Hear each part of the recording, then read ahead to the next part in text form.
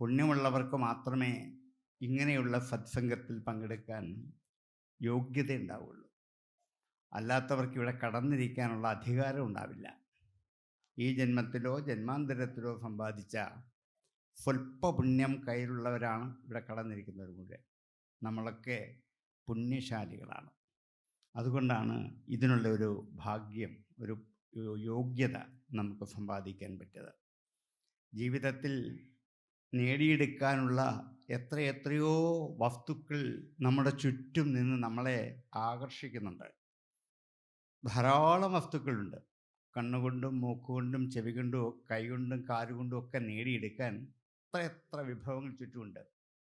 ഇതൊക്കെ നേടിയെടുത്തിട്ട് നമുക്ക് പോരാ പോരാ പോരാ, മതിയാവുന്നില്ല എന്നൊരു അതൃപ്തിയാണ് നമ്മുടെ ഉള്ളിൽ എപ്പോഴും ഉള്ളത്.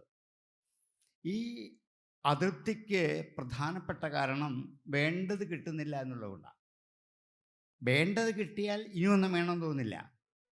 ഇപ്പം കിട്ടുന്ന ഒന്നും വേണ്ടതല്ല എന്നുള്ള ഉറപ്പാണ്. വേണ്ടത് കിട്ടിയാൽ ഇനിയൊന്നും എനിക്ക് വേണ്ട, ധാരാളമായി എന്ന് തോന്നും. അപ്പോൾ വേണ്ടത് കിട്ടാത്തത് കൊണ്ടാണ് ഇനിയും വേണം എന്നിങ്ങനെ അന്വേഷിച്ച് നടക്കുന്നത് എന്നുള്ള സത്യമാണ്. അപ്പം വേണ്ടത് എന്താണ് എന്ന് കാണിച്ചു തരുന്ന മഹത്തായ ഗ്രന്ഥമാണ് ശ്രീമദ് ഭാഗവതം. എന്താണ് ഒരു മനുഷ്യന് വേണ്ടത്? ഒരു മനുഷ്യ ജീവിതത്തിൽ എന്തൊക്കെ അറിഞ്ഞിരിക്കണം, എന്തൊക്കെ വേണം, വേണ്ടത് മുഴുവനും ഭാഗവതത്തിലുണ്ട്. ഭാഗവതത്തെ ഉപാസിച്ചാൽ മാത്രം മതി ഭാഗവതം ആ വിഷയത്തിലേക്ക് നമ്മളെ കൊണ്ടുകൊള്ളും. വേണ്ട വിധത്തിൽ ഭാഗവതം അറിഞ്ഞാൽ പിന്നെ ഒന്നും അറിയണമുണ്ടാവില്ല, പിന്നെ ഒന്നും നേടാനും ഉണ്ടാവില്ല. ഇതൊക്കെ ധാരാളം മതി എന്ന് വിചാരിക്കാനുള്ള ഒരു വിരക്തി ഉണ്ടാക്കിയെടുക്കാൻ ഭാഗവതത്തിന് മാത്രമേ കഴിയൂ. ഇനിയും ജീവിതത്തിൽ ഇതാണ് വേണ്ടത്, ആവോളം അനുഭവിച്ചു, ഇനി എന്ത് ചെയ്യണം? ഇതൊക്കെ ഒന്ന് മതിയാക്കണം. എന്നാണ് മതിയാക്കേണ്ടതെന്നേ ഉള്ളു ചിന്ത. മതിയാക്കാം എന്ന് വിചാരമുണ്ട്, പക്ഷേ ഇത് എന്നാണ്? നാളെയാട്ട് കുറച്ച് കഴിയിട്ട് അല്ലേ, മക്കളുടെ വിവാഹം കഴിയിട്ട് അവർക്ക് ജോലി കിട്ടിട്ട് ഇനി എന്താണ്? അവരുടെ മക്കളെ കൂടെ ഒന്ന് കണ്ടാൽ മതി. കണ്ടാൽ പോരാ, അവരെ വളർത്തണം. വളർത്തിയാൽ പോരാ, അവരെ പഠിപ്പിക്കണം. പിന്നെ അവർക്ക് ജോലി വേണം. ഇങ്ങനെ പോവില്ലേ? ഇത് എവിടെയാ തീരുക? എവിടെയെങ്കിലും ഒന്ന് നിർത്തിപ്പോരണ്ടേ? പറ്റുന്നില്ല. ഇപ്പോഴത്തെ ദുസ്ഥിതി അവിടെയാണ്.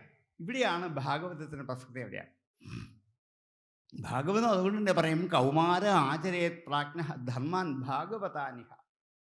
കൗമാരത്തിൽ തന്നെ എന്ത് ചെയ്യണം? ഇത് ആചരിച്ച് വരണം. എങ്കിൽ എവിടെ നിർത്തണം എന്ന് ഉറപ്പാവും. ഇത്രയൊക്കെ മതി, ഇവിടെയൊക്കെ നിർത്തി പിന്തിരിഞ്ഞു പോകേണ്ട സമയം അതിക്രമിച്ചു എന്ന് സ്വയം തീരുമാനിക്കാനുള്ള ഒരു കൽപ്പ് ഭാഗവത പുരാണം നമുക്കുണ്ടാക്കിത്തരും.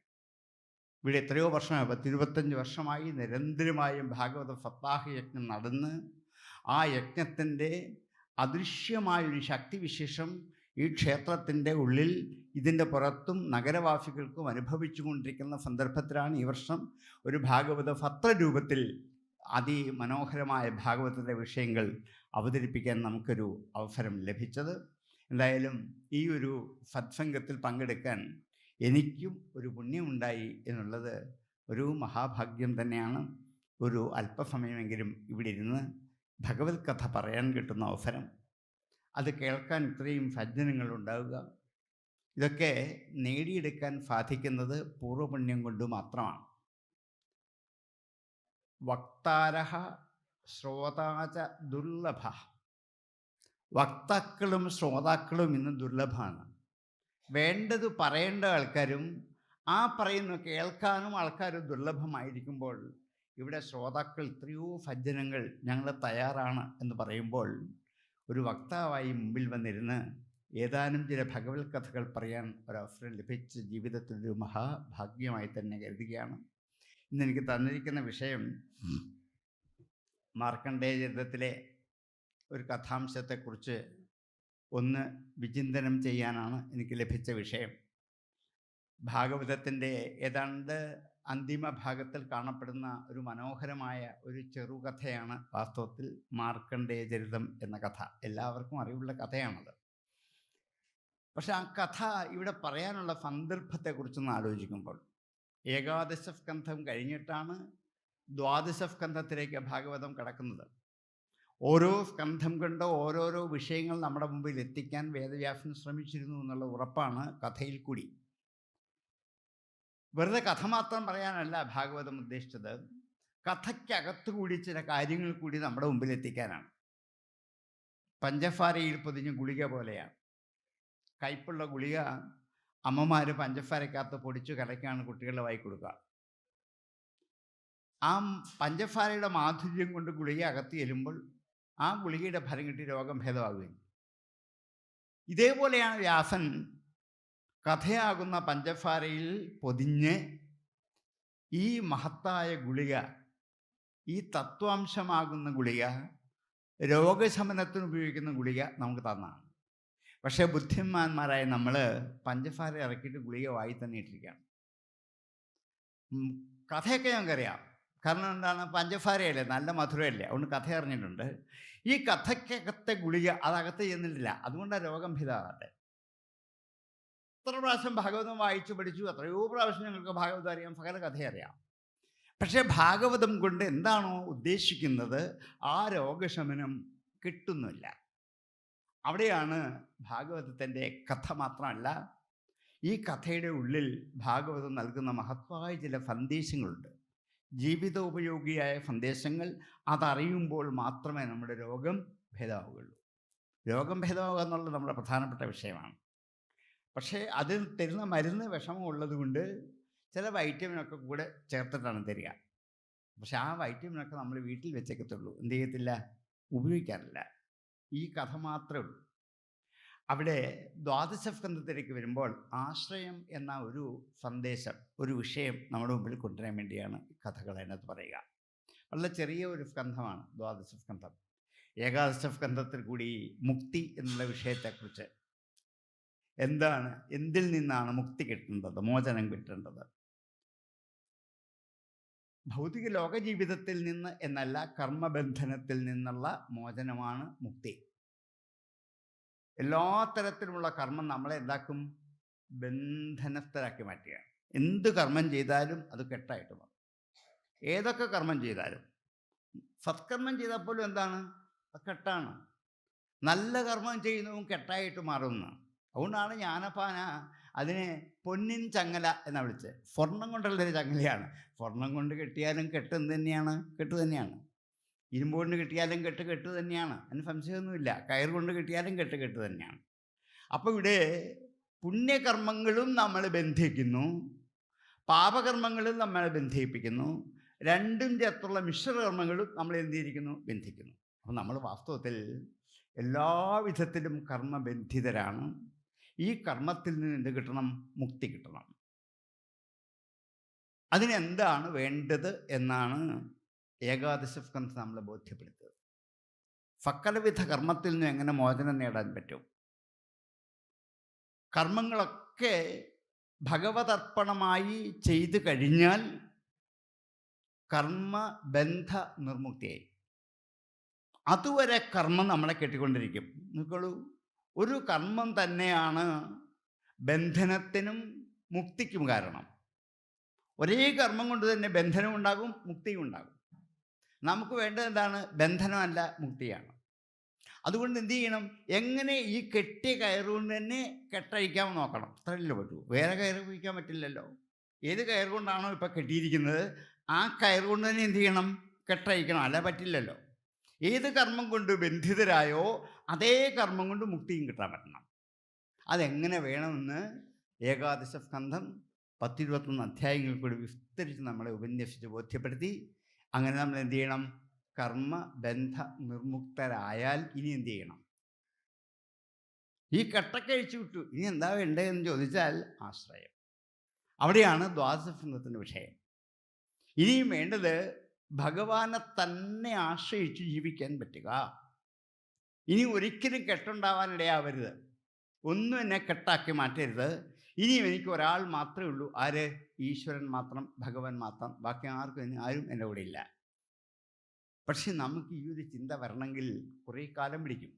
അതുകൊണ്ടാണ് ഏകാദശവും കഴിഞ്ഞിട്ടാണ് ദ്വാദശസ്കന്ധത്തിലെ ആശ്രയം പറയുന്നത്.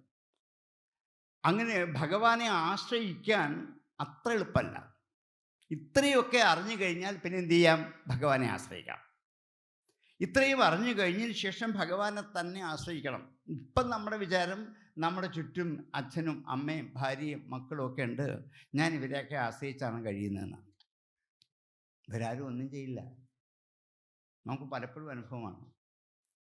കുറച്ച് നാളൊക്കെ നമ്മളെ എന്ത് ചെയ്യും, കൂടൊക്കെ നിൽക്കും, പിന്നെ അവരവരുടെ പാട്ടിന് പോകും. ആര് മാത്രമേ കാണൂ? നമ്മൾ മാത്രമേ കാണുകയുള്ളൂ. ശരീരം കളത്രം ഫുദാൻ ബന്ധുവർഗം വയസ്യൻ ധർമ്മ ഫത്മഭൃത്യാൻ ഭുവം ച സമസ്തം പരിത്യജ്യ കഷ്ടമേകോ ഗമിഷ്യാമി ദുഃഖേന ദൂരം കിലാഹം. ഇവരാരും കൂടെ വരില്ല. അച്ഛനും വരില്ല, അമ്മയും വരില്ല, ഭാര്യയും വരില്ല, ഭർത്താവും വരില്ല, മക്കളും വരില്ല, ബന്ധുക്കളും വരില്ല, ആരും വരില്ല. പിന്നെ എന്ത് വേണം? ഒറ്റയ്ക്ക് പോകണം. അപ്പോൾ ഒരു കൂട്ടം ആരേ ഉള്ളൂ? പുണ്യം മാത്രം. അങ്ങനെ വരുമ്പോൾ ആരെ ആശ്രയിക്കും? ഭഗവാനെ ആശ്രയിക്കണം. അങ്ങനെയല്ല വേണ്ടത്. നിങ്ങൾ ആരൊക്കെ കൂടെ ഉണ്ടെങ്കിലും എനിക്ക് ആരേ ഉള്ളൂ? ഭഗവാൻ മാത്രമേ ഉള്ളൂ എന്നൊരു ചിന്ത ചെറുപ്പം മുതലേ എന്ത് ചെയ്യണം? ഉണ്ടാക്കിക്കൊണ്ടെന്നാൽ മാത്രമേ ആശ്രയിക്കാൻ പറ്റുള്ളൂ. അതുകൊണ്ട് ഈ ആശ്രയമാണ് വേണ്ടത്. എന്തിനെയാണ് ആശ്രയിക്കേണ്ടതെന്ന് ചോദിച്ചാൽ, ഈ നമ്മുടെ മുമ്പിൽ കാണുന്ന സ്വരൂപത്തോടുകൂടി ഈശ്വര സങ്കല്പത്തെ അല്ല എന്നാണ് ഭാഗവതം പറയുക. പിന്നെന്താണ്? ആഭാസശ്ച നിരോധശ്ചാം യതശ്ച അധ്യവഫീയതേ ഫ ആശ്രയ പരം ബ്രഹ്മ പരമാത്മേതി ശബ്ദത്തെ. സൃഷ്ടിയും സംഹാരവും യാതൊരു ബ്രഹ്മത്തിൻ്റെ രണ്ട് സ്വരൂപങ്ങളായി ഈ പ്രപഞ്ചത്തിൽ നിലനിൽക്കുന്നുവോ ആ ബ്രഹ്മത്തെയാണ് എന്ത് ചെയ്യേണ്ടത്? ആശ്രയിക്കേണ്ടത്. നമുക്ക് ആശ്രയം ആ ബ്രഹ്മം മാത്രമേ ഉള്ളൂ. അരൂപമായ ഒരു ഈശ്വര ചൈതന്യം, ഒരു ശക്തി. അതിന് നമ്മളെന്ത് ചെയ്തു? ഓരോ രൂപഭേദങ്ങൾക്ക് കൽപ്പിച്ചിട്ട് കൃഷ്ണൻ, വിഷ്ണു, അവരെന്താണ് ശിവൻ, ഗണപതി, ശാസ്താവ് എന്നൊക്കെ ഓരോ പേര് പറഞ്ഞത് മാത്രമേ ഉള്ളൂ. വാസ്തവത്തിൽ ഇതിൻ്റെയൊക്കെ അപ്പുറത്താണ് ആ ബ്രഹ്മചൈതന്യം. അതിനെ തന്നെയാണ്, ആ പരബ്രഹ്മസ്വരൂപനായ ഭഗവാനെ തന്നെയാണ് ആശ്രയിക്കേണ്ടത്. ഭഗവാനെ ആശ്രയിച്ച് മുക്തി അടഞ്ഞ ഒരു മഹർഷിയുടെ കഥ പറയാൻ പോവാം. അങ്ങനെ ആരെങ്കിലും ഉണ്ടോ? ഉണ്ടല്ലോ. ആരാണ്? ഇതാ മാർക്കണ്ഡേയ മഹർഷിയുടെ കഥ അവിടെ അവതരിപ്പിക്കാൻ പോവാണ്. ഭഗവാനെ ആശ്രയിച്ചു മാത്രം മുക്തി അടഞ്ഞ ഒരു മഹാത്മാവിൻ്റെ കഥ. അപ്പോൾ നമുക്കൊരു വിഷയം പറഞ്ഞിട്ട് ഒരു കഥയിൽ കൂടി നമ്മളെ കാര്യത്തിലൂടെ കൊണ്ടുപോകണം. ഇത് വ്യാസൻ്റെ ഒരു ശൈലിയാണ്. എന്താണ്? അവിടെ മൃഗണ്ടുപുത്രനായ മാർക്കണ്ഡേയൻ ജനിക്കുമ്പോൾ അത് തന്നെ സന്താനം ഉണ്ടാകാതെ ഭഗവാനെ തപസ് ചെയ്ത് പ്രത്യക്ഷപ്പെട്ട് അനുഗ്രഹം കൊണ്ട് കേവലം 16 വയസ്സുള്ള ഒരു പുത്രനെ, ആയുസ്സുള്ളൊരു പുത്രനെ ലഭിച്ചു. അവൻ ശിവനെ തന്നെ തപസ് ചെയ്ത് സർവ ആശ്രയവും സാക്ഷാൽ പരമശിവൻ തന്നെയാണ് എന്നുറപ്പിച്ച് 16-ാമത്തെ വയസ്സിൽ യമൻ വന്ന് തൻ്റെ അന്തിമം വരുത്തും എന്നുറപ്പുണ്ടായി. പക്ഷെ നമുക്കാർക്കും അങ്ങനെ ഒരു ഉറപ്പൊന്നുമില്ല. ഇത്രാമത്തെ വയസ്സിൽ യമൻ വരും എന്നാർക്കെങ്കിലും വല്ല കലണ്ടറിൽ കുറിച്ച് വെച്ചിട്ടുണ്ടോ? ഒന്നുമില്ല. എപ്പോഴാണ് വരുന്നതെന്ന് ആർക്കും അറിയാം. ഏത് സമയത്ത് വേണേൽ വരാം. പക്ഷേ ഈ മാർക്കണ്ടേനെ സംബന്ധിച്ച് 16-ാം വയസ്സിൽ വരില്ല. ആരെ? യമൻ വരില്ല. 16-ാമത്തെ വയസ്സിൽ കൃത്യം തികയുന്ന മരിക്കും എന്നുറപ്പാണ്. അങ്ങനെയെങ്കിൽ അതിനെ അതിജീവിക്കാൻ എന്തു പറ്റും? ഭഗവാനെ ആശ്രയിച്ചാൽ മാത്രം പറ്റുമെന്ന് ചെറുപ്പം മുതലുള്ള തപശ്ചര്യ കൊണ്ട് മാത്രം മനസ്സിലാക്കിയെടുത്ത അദ്ദേഹം ആ പരമശിവൻ്റെ സാന്നിധ്യം നിറഞ്ഞു നിൽക്കുന്ന ശിവലിംഗത്തിലേക്ക് ഗാഠമായി ആലിംഗനം ചെയ്ത് ഇനിയും എനിക്ക് അങ്ങ് മാത്രമേ ഉള്ളൂ ആശ്രയം എന്ന് മനസ്സിൽ സങ്കല്പിച്ച് ഇന്ദ്രിയവും മനസ്സും ബുദ്ധിയൊക്കെ അതിലേക്ക് അർപ്പിച്ച് കിടക്കുമ്പോഴാണ് യമധർമ്മൻ വന്ന് എന്ത് ചെയ്യുന്നത്? അദ്ദേഹത്തെ അതിൽ നിന്നും മോചിപ്പിച്ചു കൊണ്ടുപോകുന്നു. പരമശിവൻ യമധർമ്മനെ എന്ത് ചെയ്തു? തൻ്റെ പാശം കൊണ്ട് നിഗ്രഹിച്ചു. അതുകൊണ്ട് യമനെ മാർക്കണ്ഡേയനെ കൊണ്ടുവരാൻ പറ്റിയില്ല എന്നൊരു കഥ. അതൊരു പൂർവ്വകഥയാണ്. അങ്ങനെ വളരെ കാലം പിന്നെ ഈ മാർക്കണ്ഡേയൻ ജീവിച്ചു. ഒത്തിരി കാലം ജീവിച്ചു. പിന്നീട് ഈ ഭാഗവത പുരാണത്തിൻ്റെ ഉപസംഹാരത്തിൽ വേദവ്യാസൻ ബുദ്ധിപൂർവം മറ്റൊരു പുരാണകർത്താവിനെ സ്മരിച്ചിട്ടാണ് ഈ പുരാണം ഉപസംഹരിപ്പിക്കുന്നത്. ആരെ? മാർക്കണ്ഡേയ പുരാണത്തിൻ്റെ കർത്താവായ മൃഗണ്ടു മഹർഷിയുടെ പുത്രനായ മാർക്കണ്ഡേയൻ. മാർക്കണ്ഡേയ പുരാണം എന്താണ്? മാർക്കണ്ഡേയ മഹർഷിയാൽ എഴുതപ്പെട്ടതാണ്. വ്യാസൻ ഈ ഭാഗവത പുരാണം ഉപസംഹരിച്ചപ്പോൾ അദ്ദേഹത്തെ കൂടി ഒന്ന് സ്മരിച്ചു. കാരണം ശിവഭക്തനായ മാർക്കണ്ഡേയൻ ഒടുവിൽ പരമശിവനെ തന്നെ ആശ്രയിച്ച് കർമ്മബന്ധ നിർമുക്തനായി മോക്ഷപദവിയിലേക്ക് എത്തി എന്ന് സൂചിപ്പിച്ചുകൊണ്ട് ഇത് തീരുന്ന സന്ദർഭത്തിലും സാക്ഷാൽ പരമശിവന്റെ ദർശനം കൊണ്ടാണ് തീർക്കുന്നത്. പക്ഷെ ഇവിടെ എങ്ങും ശിവൻ വിഷ്ണു എന്നുള്ള ഭേദമൊന്നും ഭാഗവതത്തിലില്ല. ഇതെല്ലാം ഒന്ന് തന്നെയാണ്. നമ്മളാണ് ഈ ഭേദം കൽപ്പിക്കുന്നത്. എന്താണ്? ശിവൻ്റെ അമ്പലത്തിൽ പോകുന്നത് ഇന്ന ദിവസമേ ആകാവൂ, അവിടെ ചെന്ന് ഇന്ന വഴിപാട് കഴിക്കാം, അവിടെ ചെന്നാൽ ശിവൻ്റെ കീർത്തനം മാത്രമേ ചൊല്ലാവൂ, ബാക്കിയൊന്നും ചൊല്ലരുത് എന്നൊക്കെ സാക്ഷ്യം പിടിക്കുന്ന ആരാണ്? നമ്മളാണ്. അവർക്ക് അങ്ങനെയൊന്നുമില്ല. ശിവന് മുമ്പിൽ ചെന്ന് വിഷ്ണുവിൻ്റെ ഒരു സ്തോത്രം ചൊല്ലിയാൽ ശിവനൊരു വിരോധമില്ല. വിഷ്ണുവിൻ്റെ മുമ്പിൽ ചെന്ന് ശിവൻ്റെ ഒരു സ്തുതി ചെയ്താൽ അവർക്കൊരു വിരോധമില്ല. നമുക്ക് അയ്യോ നിങ്ങളിവിടെ ഇത് ചൊല്ലിയോ തെറ്റിപ്പോയാ ഒരു കുഴപ്പമില്ല. കാരണം ഇത് രണ്ടും ഒരേ ചൈതന്യ സ്വരൂപത്തിൻ്റെ രണ്ട് അംശങ്ങൾ മാത്രമാണ്. ഇതൊന്നായി ചേരാൻ ഉള്ളത് തന്നെയാണ് എന്നുറപ്പായതുകൊണ്ട് അവിടെ കുഴപ്പമൊന്നുമില്ല. അങ്ങനെ ആ മാർക്കണ്ഡേയൻ കുറേ കാലം തപസ് ചെയ്ത് ഇങ്ങനെ ആശ്രമത്തിൽ ജീവിച്ചു എന്ന് കഥ പറഞ്ഞപ്പോൾ എന്താണ് പരീക്ഷിച്ച് ചോദിച്ചു, അങ്ങ് പറഞ്ഞല്ലോ ഈ ചിരായുസാണ് ഇദ്ദേഹം എന്ന്. ആഹുശ്ചിരായുമൃഷിം മൃഗണ്ടുതനയം ജനാഹം. ജനങ്ങൾ മൃഗണ്ടുതനയനായ ഇദ്ദേഹത്തെ ചിരായുഫ് എന്ന് പറയുന്നല്ലോ. അപ്പം ചിരായുഫ് എന്ന് പറഞ്ഞു കഴിഞ്ഞാൽ മരിക്കാതിരിക്കുന്നു എന്നാണോ അർത്ഥം എന്നൊരാശങ്ക. അതിന് മറുപടിയായിട്ടാണ് ഈ കഥ പറയാൻ പുറപ്പെടുന്നത്. എന്തുകൊണ്ടാണ് മാർക്കണ്ഡേയൻ ഇവിടെ ചിരഞ്ജീവിയായത് എന്ന്.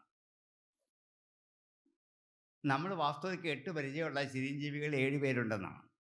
അശ്വത്ഥാമാവ്, ബലി, വ്യാസൻ, ഹനുമാൻ, വിഭീഷണൻ, കൃപര്, പരശുരാമൻ. ഇവരെ 7 പേരെ ചിരഞ്ജീവികളാണ് വിളിക്കുന്നത്. ഇതുകൂടാതെ ആരാണ്? ഈ മാർക്കണ്ഡേയനും ചിരായുസാണ്. അപ്പോൾ ഇവർ മാത്രമല്ല, ഇനി പലരും ഉണ്ട്. അപ്പോൾ ചിരായുസ് എന്നുള്ള വാക്കിൻ്റെ അർത്ഥം വളരെ കാലം ആയുസ്സുണ്ട് എന്ന് മാത്രമേ ഉള്ളൂ. ചിരം എന്ന വാക്കിൻ്റെ അർത്ഥം വളരെ കാലം. വളരെ കാലം നമ്മളെക്കാൾ കൂടുതൽ ആയുസ് ഉണ്ടാകുമെന്ന് മാത്രമേ ഉള്ളൂ, മരിക്കില്ല എന്നുകൊണ്ട് അർത്ഥമില്ല. കൽപ്പാന്ത പ്രളയത്തിൽ സമസ്ത ജീവജാലങ്ങളും അന്തർഭവിക്കുമ്പോൾ ഇവരെന്ത് ചെയ്യും? ഇല്ലാണ്ടാകും. അതുകൊണ്ട് വാസ്തവത്തിൽ ഇവിടെ ചിരായു എന്ന് പറഞ്ഞിരിക്കുന്നത് വള്ളക്കാലം ജീവിച്ചു എന്നാണ്. കാരണം എന്താണ്? 6 മന്വന്തരങ്ങളിൽ മാർക്കണ്ഡേയ മഹർഷി ജീവിച്ചു. 6 മന്വന്തരം. ഒരു മന്വന്തരത്തിൽ കൂടുതൽ ആർക്കും ജീവിക്കണം. ബ്രഹ്മാവിന് മാത്രമേ പിന്നെ അവകാശമുള്ളൂ. ബാക്കി എല്ലാവരും മാറും. സപ്തർഷികന്മാരും ദേവേന്ദ്രന്മാരും എല്ലാവരും മാറും. ഓരോ കൽപ്പകാലത്തെ പ്രളയം കഴിയുമ്പോഴും മാറ്റം ഉണ്ടാവും. പക്ഷേ ഇവിടെ ഈ മാർക്കണ്ഡേയൻ 6 കൽപ്പകാലം ജീവിച്ചു. ഇതെന്തുകൊണ്ടാണ്? എന്താണ് ഇതിൻ്റെ ചരിത്രം എന്നാണ് ചോദ്യത്തിൻ്റെ രഹസ്യം. ഇവിടെയാണ്. അതിൻ്റെ മറുപടിയായിട്ട് ഇദ്ദേഹത്തിൻ്റെ കഥ പറയുകയാണ്.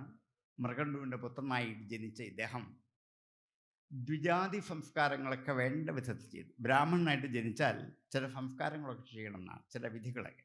ഇതിൽ ഏറ്റവും പ്രധാനം ഉപനീതനായി വേദം പഠിക്കണം എന്ന്. ഇതൊക്കെ ഇദ്ദേഹം വേണ്ട പോലെ ചെയ്തു. ചെറുപ്പത്തിൽ തന്നെ എല്ലാ സംസ്കാരവും ലഭിച്ചു. വേദങ്ങൾ പഠിച്ചു. തപസ്വാധ്യായ നിരതനായി വേദം പഠിച്ച് തപസ് ചെയ്ത് അതിൽ ഈ വേദത്തെ നിരന്തരമായും അധ്യയനം ചെയ്ത് തപസ്വാധ്യായ നിരതനായി അഗ്ന്യർക്ക് ഗുരുവിപ്ര ആത്മസ്വർച്ചയൻ സന്ധ്യയോർഹരിം. ഉപനയനം കഴിഞ്ഞ് അന്ന് പഠിച്ചു, പിന്നെ മടക്കി വെച്ചിട്ട് പോയില്ല എന്നർത്ഥം. ഉപനയനം കഴിഞ്ഞു, വേദമൊക്കെ പഠിച്ചു, ഇനിയൊക്കെ മടക്കി വെച്ചിട്ട് എനിക്ക് വേറെ ഇഷ്ടം പോലെ പഠിക്കാനുണ്ട്, അതുകൊണ്ട് മറ്റു പലതും പഠിച്ചു പോയില്ല. പിന്നെ എന്ത് ചെയ്തു? സ്വാധ്യായം ചെയ്തു. അതിനെ വീണ്ടും വീണ്ടും ചെയ്തിട്ട് അഗ്നി, അർക്കൻ, ഗുരു, വിപ്രന്മാർ, സ്വന്തം ആത്മാവ്, ഈ 5 പേരെ അർച്ചിച്ചു. ഇത് ബ്രഹ്മചാരിയുടെ കടമയാണ്.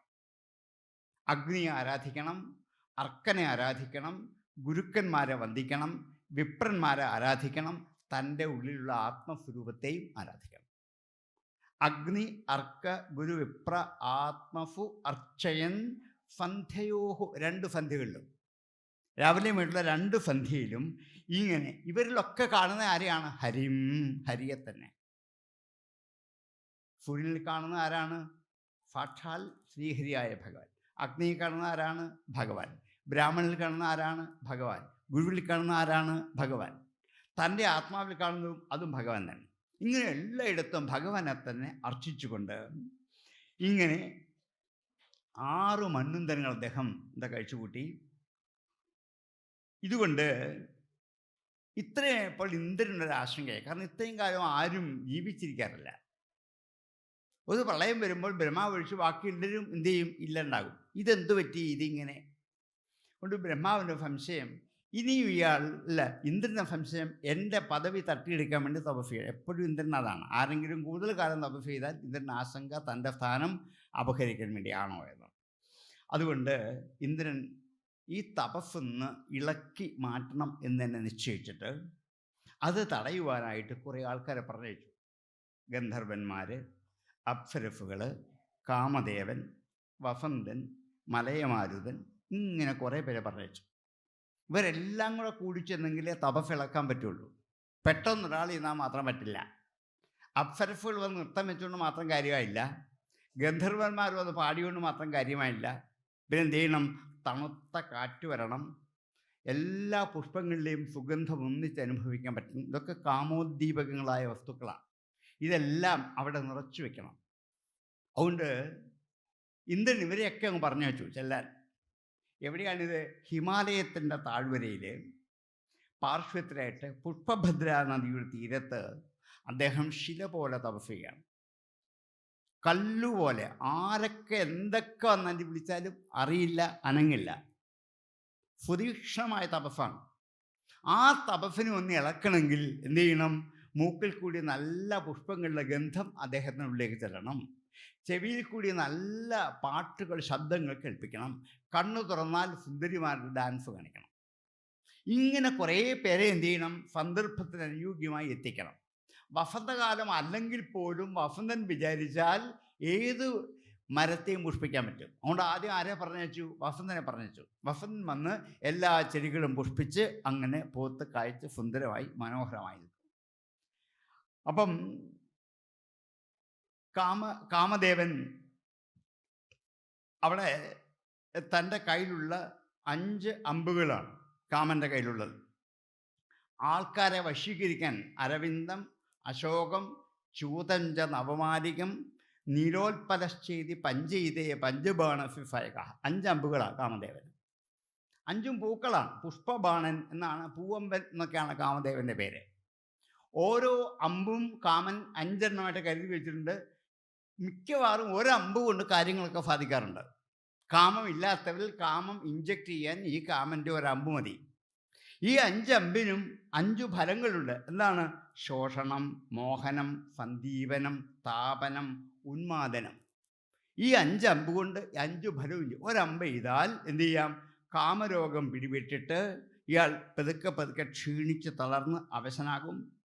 അടുത്തൊരമ്പ് കൊണ്ട് ഇയാളെ മോഹിപ്പിക്കാം. എന്ത് വിഷയത്തിലാണോ അവിടേക്ക്. പിന്നത്തെ അമ്പ് കൊണ്ട് ഇയാളുടെ ഉള്ളിൽ കാമ അഗ്നി കത്തിപ്പടരും. അടുത്ത അഗ്നി കൊണ്ട് ഇയാൾ അതിൽ തന്നെ തപിച്ചു പോകും. അടുത്ത അമ്പ് കൊണ്ട് ഇയാൾ ഭ്രാന്തനായിട്ട് മാറും. ഈ 5 പ്രയോഗങ്ങൾ ആരുടെയിലുണ്ട്? കാമദേവൻ്റെ കയ്യിലുണ്ട്. ഇത് കാമ അനുഭവത്തിൻ്റെ വിഭിന്ന തലങ്ങളെക്കുറിച്ച് ഋഷിമാർ നന്നായിട്ട് രേഖപ്പെടുത്തി വെച്ചിട്ടുണ്ട്. അഭിലാഷ ചിന്താ സ്മൃതി ഗുണകഥന ഉദ്വേഗ സംപ്രലാപാശ്ച ഉന്മാദോ അഥ വ്യാധിർ ജഡത മൃതിരിതി ദശാത്ര കാമദശാഹ. 10 അവസ്ഥകളാണ് ഉള്ളത്. ഒന്ന് അഭിലാഷം, ആഗ്രഹം ഉണ്ടാവുക. അഭിലഷിച്ച വസ്തുവിനെക്കുറിച്ച് ചിന്തിച്ചുകൊണ്ടിരിക്കുക. അതിനെക്കുറിച്ച് തന്നെ ഓർമ്മിച്ചുകൊണ്ടിരിക്കുക. അതിൻ്റെ ഗുണകഥനങ്ങൾ പാടിക്കൊണ്ടിരിക്കുക. ഉദ്വേഗം, കിട്ടുമോ ഇല്ലയോ എന്ന് ആശങ്കിക്കുക. പിന്നെ കിട്ടിയില്ലെങ്കിൽ സംപ്രലാപം, പിന്നെ കരഞ്ഞു വിളിച്ച് നടക്കുക. ഇതും പറ്റാതെ വന്നു കഴിഞ്ഞാൽ ഭ്രാന്തനാകും, ഉന്മാദം. ഇതൊരു രോഗമായിട്ട് കലാശിക്കും, വ്യാധി. അവസാനം എന്താകും? എവിടെയെങ്കിലും ചാടി ആത്മഹത്യ ചെയ്യും, മരണം. ഈ 10 അവസ്ഥയാണ് കാമത്തെ കൊണ്ട് മനുഷ്യജീവിതത്തിൽ അനുഭവിക്കാൻ പോകുന്നത്. അതിൽ ഉന്മാദാവസ്ഥ വരെയുള്ള അമ്പ് ആരുടെയിലുണ്ട്? കാമൻ്റെയിലുണ്ട്. ഓരോ പൂവമ്പൂളും ഉപയോഗിച്ച് ഇതവിടെ ആരുടെ നേരെ? തപസ് ചെയ്യുന്ന മാർക്കണ്ഡേയ മഹർഷിയുടെ നേരെ പ്രയോഗിച്ചു. പക്ഷേ അനക്കാൻ പറ്റില്ല, അദ്ദേഹത്തെ ചലിച്ചു പോലില്ല. അപ്പോൾ ഇതൊന്നും അത് ഫലിക്കാതായപ്പോൾ മന്മഥനും വസന്തനും ഒക്കെ പതുക്കെ ഇദ്ദേഹത്തിൻ്റെ ഘോരമായ തപസ് കണ്ട് ഭയന്ന് അവിടെ പിന്തിരിഞ്ഞു പോയി. ഏതുപോലെയാണ്? പ്രബോധ്യ അഹിമിവ അർഭകാഹ. കുട്ടികൾ പാമ്പിനെ കാണുമ്പോൾ എന്ത് ചെയ്യും? കല്ലെടുത്തെറിയും, അല്ലെങ്കിൽ മണ്ണ് വാരി എറിയും. ഈ പാമ്പ് തിരിച്ചിങ്ങോട്ട് ഒന്ന് തലപൊക്കി കാണിച്ചാലോ പിള്ളേർ പേടിച്ച് ഓടിപ്പോവില്ലേ? ഇതുപോലെ ആര് പേടിച്ചു പോയി? കാമനും വസന്തനും ഒക്കെ പേടിച്ചു പോയിന്ന. ഇദ്ദേഹത്തിൻ്റെ തീക്ഷ്ണമായ തപസ് കണ്ടിട്ട് മന്മഥ വസന്താദികൾ സർപ്പത്തെ ഉണർത്തിവിട്ട ഒരു ബാലകനെ പോലെ, ഉറങ്ങിക്കിടന്ന സർപ്പമാണ്, അതിനെ ഒന്ന് ഉണർത്തിവിട്ടാൽ അതെന്ത് ചെയ്യും? തീക്ഷ്ണമായി വരും. ഈ ഭാവം കണ്ട് ഇവരൊക്കെ പേടിച്ചോടിപ്പോയി. കാമദേവനും അപ്സരസും ഒക്കെ എന്ത് ചെയ്തു? ഉള്ളതും കൊണ്ട് കടന്നുപോയി. വസന്തനും പോയി, എല്ലാവരും പോയി. ഇതാണ് തപസ്സിൻ്റെ ഫലം. തപസ് ഒന്നും ഇളക്കാൻ ആർക്കും ആവില്ല എന്നുള്ളൊരു സത്യം മാർക്കണ്ഡേയ മഹർഷി തൻ്റെ തപസ് കൊണ്ട് കാണിച്ചു. ഇതുപോലെ വേണം എന്ത് ചെയ്യാൻ? തപസ് ചെയ്യാൻ. അപ്പോൾ ഇത് മനുഷ്യ ജീവിതത്തിൻ്റെ ഒരു പാഠമാണ്. തപസ് ചെയ്യുന്നെങ്കിൽ ആർക്കും തങ്ങളെ ഇളക്കി മറിക്കാൻ അധികാരം ഉണ്ടാവരുത്. ഇതുപോലെ അദ്ദേഹം അവിടെ തപസ് ചെയ്തു. ആ സമയത്ത് തപസ്സിൻ്റെ കാഠിന്യം കണ്ടിട്ട്, ഇത് കണ്ടപ്പോൾ ദേവന്മാർക്കൊക്കെ ആശ്ചര്യം, അത്ഭുതമായി. ഇന്ന് തപസ് അവർ കണ്ടിട്ടേ ഇല്ല. ഭഗവാൻ തന്നെ 2 സ്വരൂപത്തിൽ ഭൂമിയിൽ അവതരിച്ചിട്ടുണ്ട്. നരൻ, നാരായണൻ എന്നുള്ള 2 സ്വരൂപത്തിൽ. നരനാരായണന്മാരായിട്ട് അവതരിച്ച ആ 2 പേരും നേരിട്ട് മാർക്കണ്ഡേയ മഹർഷിയുടെ മുമ്പിൽ പ്രത്യക്ഷപ്പെട്ടു. അതിലെ നരൻ വെള്ള വസ്ത്രം ധരിച്ചവനാണ്, നാരായണൻ നീലവസ്ത്രധാരിയുമാണ്. 2 പേരെ കണ്ടാൽ തിരിച്ചറിയാനുള്ള ഒരു അടയാളം അതേ ഉള്ളൂ. ഒരുപോലെ ഇരിക്കുന്ന 2 പേരും. പക്ഷേ ഒരാൾ നരനും ഒരാൾ നാരായണനുമാണ്. താൻ തന്നെ മനുഷ്യസ്വരൂപത്തിലും ഈശ്വര സ്വരൂപത്തിലും ഒരുപോലെ ഭൂമിയിൽ അവതരിച്ച 2 അവതാരങ്ങളാണ്. 2 പേരുടെയും കയ്യിൽ എന്തുണ്ട്? 4 കൈകളുണ്ട്. ആ കൈകളിലൊക്കെ അവിടെ കൃഷ്ണമാനിൻ്റെ തോല്, മരവുരി, പവിത്രം, പൂണൂല്, ദർഭ, ജലപാത്രം, ജപമാല എന്നിങ്ങനെ ഒരു ഋഷിമാർക്ക് വേണ്ട സമസ്ത വിഭവങ്ങളും കയ്യിൽ ധരിച്ചുകൊണ്ടാണ് നരനാരായണൻ മുമ്പിൽ പ്രത്യക്ഷപ്പെട്ടത്. ഇവർ മുമ്പിൽ വന്നപ്പോൾ ഇദ്ദേഹത്തിൻ്റെ തപസ് എന്ത് ചെയ്തു? ഉണർന്നു. ഇവരെ ഒന്ന് കാണാനുള്ള അത്യാഗ്രഹം കൊണ്ട് തത് സന്ദർശന ആനന്ദ നിർവൃതവും, അവരെ കണ്ടപ്പോഴുള്ള ആനന്ദം കൊണ്ട് നിർവൃതി അടഞ്ഞിട്ട് ആത്മേന്ദ്രിയാശയ, തൻ്റെ ജീവാത്മാവും തൻ്റെ ഇന്ദ്രിയങ്ങളും തൻ്റെ മനസ്സുമൊക്കെ അതിലേക്ക് മുഴുകിപ്പോയത് കൊണ്ട് ഹൃഷ്ടരോമാശ്രുപൂർണാക്ഷോ നേഹേതാവു ദീക്ഷിതും, ഹൃഷ്ടരോമാശ്രുനത്തൻ സന്തോഷം കൊണ്ട്, ഉൾപ്പുളകം കൊണ്ട് എന്താണ്? ഉള്ളിൽ നിന്നും അദ്ദേഹത്തിൻ്റെ രോമാഞ്ചം, രോമങ്ങൾ എഴിച്ചു വന്നു. കണ്ണിൽ കൂടി കണ്ണുനീര് ധാരധാരയായിട്ട് വന്നു. അങ്ങനെയാണ് ഭഗവാനെ കാണുമ്പോൾ, ഭഗവത് സ്വരൂപത്തെ, ഇഷ്ടമുള്ള ഭഗവത് സ്വരൂപത്തെ കാണുമ്പോൾ അറിയാതെ കണ്ണിൽ നിന്നും കണ്ണുനീര് വരും. സങ്കടം കൊണ്ടൊന്നുമല്ല, ഭക്തി ഉള്ളിൽ ഉണ്ടായി എന്നുള്ളൊരു ബാഹ്യമായ അടയാളമാണ്. അത് കണ്ട് പേടിക്കാനൊന്നുമില്ല. അത് കരച്ചിലല്ല, പിന്നെന്താണ്?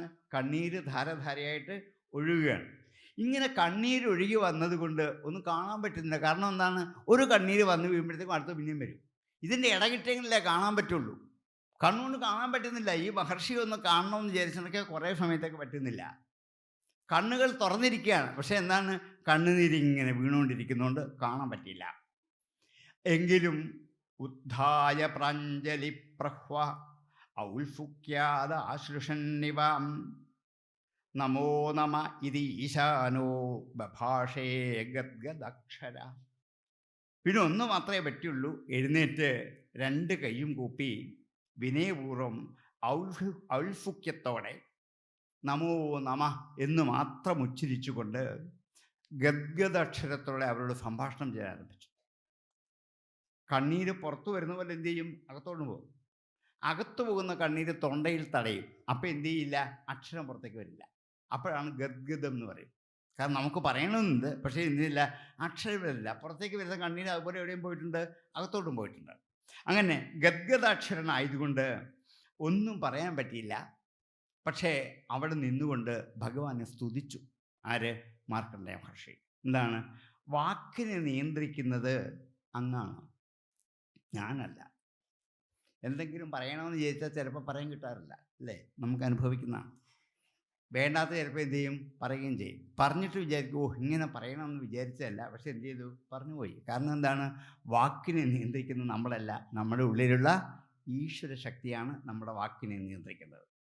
അതുകൊണ്ട് അങ്ങ് വിചാരിക്കാതെ എനിക്കൊന്നും ഉരിയാടാൻ പറ്റില്ല. ഒരു വാക്കുച്ചരിക്കൽ ആരാണ് അനുഗ്രഹം വേണം. ഹേ ഭഗവൻ, അങ്ങ് എന്നെ അനുഗ്രഹിക്കൂ, എനിക്ക് സ്തുതിക്കണം എന്നുണ്ട്. പക്ഷേ എന്തില്ല, ഗദ്ഗദാക്ഷരമായിട്ട് വാക്ക് പുറത്തേക്ക് വരുന്നില്ല. ഒന്ന് അനുഗ്രഹിക്കൂ, ഞാനൊന്ന് സ്തുതിക്കട്ടെ എന്നിങ്ങനെ വിചാരിച്ച് അദ്ദേഹം ഗദ്ഗദാക്ഷരത്തോടുകൂടി സ്തുതിക്കാൻ ആരംഭിച്ചു. കാരണം അങ്ങയിൽ നിന്ന് തന്നെയാണ് സൃഷ്ടിസ്ഥിതി സംഹാരങ്ങൾ ഈ പ്രപഞ്ചത്തിനുണ്ടായിരിക്കുന്നത്. പ്രപഞ്ചത്തിൻ്റെ സൃഷ്ടി അങ്ങാണ്, സ്ഥിതി അങ്ങാണ്, സംഹാരവും അങ്ങാണ്. അങ്ങനെ സൃഷ്ടിക്കാൻ വേറെ ഒരു വസ്തു എങ്ങൊന്നും എടുത്തുകൊണ്ട് വരേണ്ട ആവശ്യമില്ല. രണ്ട് വസ്തുക്കൾ കൂടി ചേരേണ്ട ആവശ്യമില്ല. പിന്നെന്താണ്, അങ്ങയുടെ ഉള്ളിൽ തന്നെ സൃഷ്ടിയുണ്ട്. ഏതുപോലെയാണ്, ചലന്തി വല ഉണ്ടാക്കുന്ന പോലെയാണ്. ചലന്തിക്ക് വലയുണ്ടാക്കാൻ വെളിയിൽ നിന്നൊരു വസ്തു എടുക്കത്തില്ല. പിന്നെന്താണ്, ചലന്തിയുടെ ഉള്ളിൽ നൂലുപോലൊരു വസ്തുവുണ്ട്. അതിനെ എന്ത് ചെയ്യും, പുറത്തേക്ക് വിസർജിച്ചിട്ട് അതുകൊണ്ടാണ് മനോഹരമായ വല മുഴുവൻ കെട്ടിയുണ്ടാക്കുന്നത്. ആരെയും ആശ്രയിക്കാതാണ് ഈ ചലന്തിയെ കണ്ടുപിടിക്കുന്നതാണ്. ചലന്തിക്ക് വലയുണ്ടാക്കാൻ ഒരാളെ ആശ്രയിക്കണ്ട. എവിടെ ഉണ്ടായിരുന്നു, തൻ്റെ ഉള്ളിലുള്ള ഇതേ നൂലുകൊണ്ട്. നമ്മൾ രാവിലെ എഴുന്നേറ്റിരുമ്പോൾ ഇങ്ങനെ നമ്മുടെ മുറ്റത്തും പറമ്പിലും ഒക്കെ എന്താണ്, എത്ര കവനീയമായി ഡിസൈനുകൾ ഉണ്ടാക്കി വെച്ചിരിക്കുന്നത്, നിറച്ചു വെച്ചിരിക്കുകയാണ്. നമ്മൾ വെറുതെ എന്ത് ചെയ്യും, ചൂരെടുത്ത് തട്ടി കൊടുത്തും കളയും. എന്ത് കഷ്ടപ്പെട്ടാണ് ഇതുണ്ടാക്കി വെച്ചത്. നമ്മളൊന്നും ചെയ്തില്ലെങ്കിൽ ഇതെല്ലാം തൻ്റെ ഉള്ളിലേക്ക് എന്ത് ചെയ്യും, സംഹരിച്ച് തൻ്റെ ഉള്ളിലാക്കിയിട്ട് ചലന്തി പോകും. ഇതേപോലെയാണ് അങ്ങ് സൃഷ്ടിക്കുന്നത്. അങ്ങിൽ തന്നെ ഉപാധി സ്വീകരിച്ച് സൃഷ്ടിക്കുന്നു, അങ്ങ് തന്നെ ഇതിനെ രക്ഷിക്കുന്നു. ഇതെല്ലാം കെട്ടിയുണ്ടാക്കിയിട്ട് ഇതിൻ്റെ നടുക്ക് അധ്യക്ഷ സ്ഥാനത്ത് പോയി ചലന്തി അവിടെ ഇരിക്കും. ഹാവു, ഞാൻ ഉണ്ടാക്കിയതെല്ലാം നമ്മൾ കാണാറുണ്ട് ചലന്തിയെ. ഇതുപോലെ സൃഷ്ടിക്കുന്നു, രക്ഷിക്കുന്നു, തൻ്റെ ഉള്ളിലേക്ക് ഉപസംഹരിക്കുന്നു. ഇത് മൂന്നും ആര് തന്നെയാണ്, അങ്ങ് തന്നെയാണ് ചെയ്യുന്നത്. അതുകൊണ്ട് കാലവും അതുപോലെ കർമ്മവും ഗുണവും അങ്ങേക്ക് അപ്പുറത്താണ്. കാലം അങ്ങേ ബാധിക്കത്തില്ല, ഗുണങ്ങൾ അങ്ങേ ബാധിക്കത്തില്ല, കർമ്മവും അങ്ങേ ബാധിക്കത്തില്ല. കാല അതീതനാണ് ഭഗവാൻ. ദേശകാലാവധിഭ്യാം നിർമുക്തം നിത്യമുക്തം നിഗമശതസഹസ്രേണ നിർഭാസ്യമാനം. നാരായണത്തിൽ നിങ്ങൾ കേട്ട് പഠിച്ചിട്ടുള്ള. കാരണം കാലത്തിൻ്റെയും ദേശത്തിൻ്റെയും അവധിക്കൊക്കെ അപ്പുറത്താണ്. കാലം അങ്ങേ ബാധിക്കത്തില്ല. അങ്ങ് കാലസ്വരൂപനാണ്. നമ്മൾക്കേ ഉള്ളൂ നേരം വിളിച്ചപ്പോൾ നേരം വിളിച്ചുമായി, ഉച്ചയായി, സന്ധ്യയായി, എന്തായി, രാത്രിയായി, ഇതാ പിറ്റേ ദിവസം നേരം വിളിക്കുന്നൊക്കെ നമുക്കേ ഉള്ളൂ. അങ്ങയെ സംബന്ധിച്ചതൊന്നുമില്ല. ഈ കാലമാറ്റങ്ങളൊന്നും അങ്ങ് എന്ത് ചെയ്തില്ല, ബാധിക്കത്തില്ല. അതുകൊണ്ട് ഒരു കർമ്മവും അങ്ങ് ചെയ്യില്ല. പക്ഷേ ഈ നമ്മളെ കൊണ്ട് കർമ്മങ്ങളൊക്കെ ചെയ്യിക്കുന്നുണ്ട്. പക്ഷേ ഇതൊന്നും ആരെ ബാധിക്കത്തില്ല, അങ്ങേ ബാധിക്കത്തില്ല. ഒരു ഗുണവും അങ്ങേക്കില്ല. സത്വഗുണം, രജോഗുണം, തമോ ഗുണം മൂന്നും ആർക്കുണ്ട്, നമുക്കുണ്ട്. പക്ഷെ ആർക്കില്ല, ഭഗവാൻ ഗുണാതീതനാണ്, നിർഗുണനാണ്. ഒരു ഗുണവും ആർക്കില്ല, ഭഗവാനില്ല. ഈ ഗുണം മൂന്നും ആരിലുണ്ടായതാണ്, ഭഗവാനിനുണ്ടായതാണ്. പക്ഷെ ഇത് ആരെ ബാധിക്കത്തില്ല, ഭഗവാനെ ബാധിക്കത്തില്ല. അപ്പോൾ ഗുണാതീതനാണ്. അങ്ങനെയുള്ള ഭഗവാൻ, കാലകർമ്മ ഗുണങ്ങൾക്ക് അതീതനായ ഭഗവാൻ ബ്രഹ്മാവിൻ്റെയും വിഷ്ണുവിൻ്റെയും ശിവൻ്റെയും കർമ്മങ്ങൾ ചെയ്യുന്നു. പക്ഷേ ബ്രഹ്മാവ് വരെ നശ്വരമാണ്. കാരണം ബ്രഹ്മാവ് പോലും എന്ത് ചെയ്യും, ഒരു കൽപ്പാന്ത പ്രളയത്തിൽ ഭഗവാനിലേക്ക് ലയിച്ചില്ലാണ്ടാവും. അപ്പോൾ ഇവിടെ നശിക്കാത്ത ഒറ്റ വസ്തു ആരേ ഉള്ളൂ, അങ്ങ് മാത്രമേ ഉള്ളൂ. തത്രൈകസ്ത്വമശിഷ്യഥാക്കില പരാനന്ദ പ്രകാശാത്മന. നാരായണത്തിൽ പറയും, അങ്ങ് മാത്രമേ വിശേഷിക്കത്തുള്ളൂ, ബാക്കിയെല്ലാം ഇല്ലാണ്ടാകും. വ്യക്തൗ വ്യക്തമിതെന്ന കിഞ്ചിതഭവത് പ്രാകൃത പ്രക്ഷയം മായായം ഗുണസമ്യരുദ്ധവികൃതോ ത്വയ്യാഗതായം ലയം നോ മൃത്യുശ്ച തദാ അമൃതഞ്ച സമഭൂ നോ ന രാത്രേ സ്ഥിതി തത്രൈകസ്ത്വമശിഷ്യഥാ. അവിടെയാണ് ഈ കാണുന്നൊന്നുമില്ല, വ്യക്തവും അവ്യക്തവുമായതൊന്നുമില്ല, മൃത്യുവില്ല, മരണമില്ലായ്മയില്ല, എന്താ സൃഷ്ടിയില്ല, ജനനമില്ല, ഒന്നുമില്ല. ഒരു പ്രകാശസ്വരൂപനായി അങ്ങ് മാത്രം അവശേഷിക്കുന്നൊരു കാലം. അങ്ങേ ഉള്ളൂ നശിക്കാത്ത ഒരാൾ. ബ്രഹ്മാവ് മുതലൊക്കെ നശ്വരമാണ്. അപ്പം ബ്രഹ്മാവ് സൃഷ്ടിച്ചവരൊക്കെയോ പറയണ്ടല്ലോ. ബ്രഹ്മാവ് നശ്വരനാണെങ്കിൽ ബ്രഹ്മാവ് സൃഷ്ടിച്ച വസ്തുക്കളൊക്കെയോ അതും നശ്വരം തന്നെ. അപ്പം ഈ കാണപ്പെടുന്നൊക്കെ നശ്വര വസ്തുക്കളാണ്, അല്ലാത്ത ഒന്ന് അങ്ങ് മാത്രമേ ഉള്ളൂ. അതുകൊണ്ട് എങ്ങും നിറഞ്ഞു നിൽക്കുന്ന ചൈതന്യസ്വരൂപനാണ് അങ്ങ്. ആകാശം പോലെയാണ്. ആകാശമില്ലാത്ത സ്ഥലമില്ല, എല്ലായിടത്തും നിറഞ്ഞു നിൽക്കുകയാണ്.